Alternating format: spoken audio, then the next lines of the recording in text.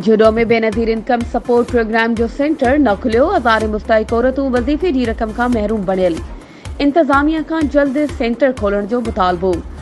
ख़बर मूजिब बोॾ सबब तबाह थियल जुडो में बेनज़ीर इनकम सपोर्ट प्रोग्राम जो सेंटर अञा ताईं क़ाइम न थी सघियो आहे, जे सबब हज़ारे मुस्तहिक औरतूं वज़ीफ़े जी रक़म हासिल करण लाइ परेशान बणियल आहिनि।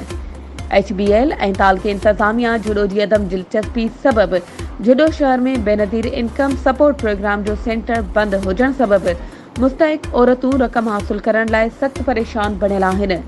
रोज़ानो सवन जी तइदाद में औरतूं ॿियनि शहरनि ॾांहुं भाड़ा भरे रक़म हासिल करण लाइ वञनि थियूं, जितां बि खेनि रक़म नथी मिले ऐं मायूस थी मोटी अचनि थियूं।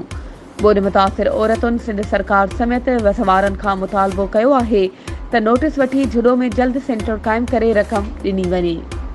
वधीक ख़बरुनि ऐं अपडेट्स जे लाइ असांजे चैनल खे सब्सक्राइब कयो ऐं हा, बेल आइकन खे प्रेस करण न विसारिजो त जीअं असांजी हर नई अचण वारी वीडियो तव्हां ताईं पहुची सघे।